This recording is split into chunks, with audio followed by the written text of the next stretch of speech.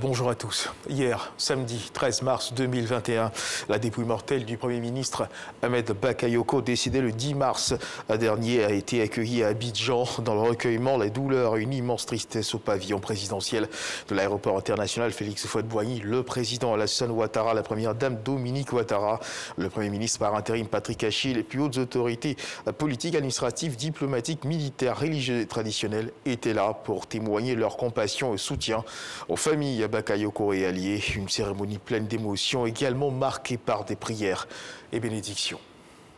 À la suite donc du cérémonial d'accueil, le convoi funèbre a pris la direction de Ivosep à Treichville.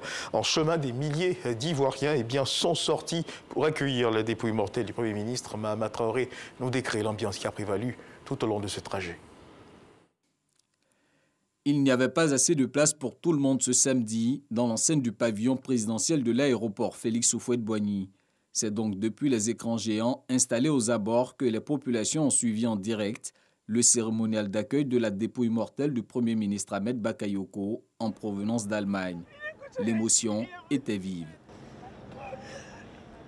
C'est bon, ça va aller. C'est bon. Beaucoup mieux. Ahmed mérite notre présence ici aujourd'hui. Il a fait pour la jeunesse ivoirienne. Que le Seigneur ait pitié de son âme.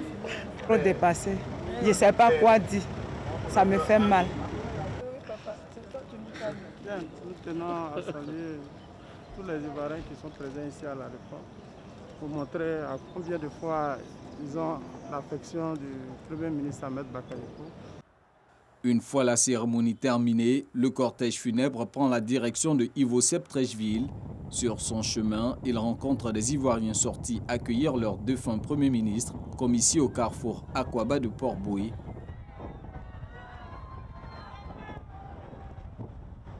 Par endroits, la dépouille mortelle est acclamée. C'est le cas au niveau du camp commando de Koumassi, aussi au grand carrefour de Koumassi.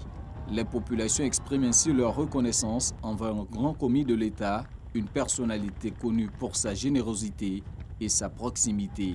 Après un quart d'heure de parcours, le cortège funèbre arrive à destination. Impuissants et affligés, des milliers d'Ivoiriens rassemblés là ne cessent de pleurer le disparu.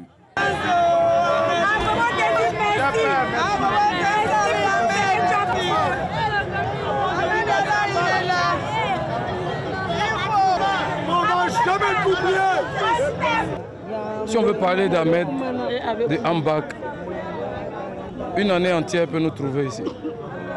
Il a tellement de qualités. Mais on ne en dira pas plus. On va juste l'accompagner jusqu'à sa dernière demeure. On ne s'y attendait pas. Et voilà, c'est arrivé. Tout ce que nous pouvons dire, c'est d'apaiser la jeunesse. C'est Dieu qui a donné Ahmed, c'est Dieu qui l'a repris. Prochaine articulation de ces obsèques, l'hommage de la nation, prévu mercredi prochain au palais présidentiel.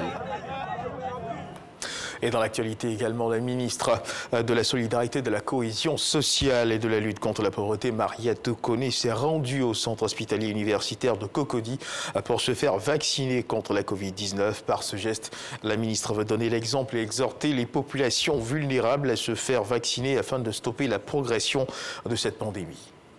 Dans l'actualité internationale au Sénégal, l'opposition avait suspendu ses manifestations la journée d'hier à Dakar, même si le déploiement des forces de défense et de sécurité est toujours bien visible au point stratégique de la ville. Après une rencontre avec les émissaires du calife général des Mourides, une des grandes confréries musulmanes du Sénégal, le mouvement de défense de la démocratie, le MDD, qui soutient l'opposant Ousmane Sonko, exige notamment la libération immédiate de ceux qu'il considère comme des prisonniers politiques et de mettre fin immédiatement à ceux qu'il qualifie de complot politico-judiciaire fomenté contre Ousmane Sonko. Le M2D appelle cependant le peuple à rester mobilisé et attentif, mais ne fixe pas de nouvelles dates pour des manifestations.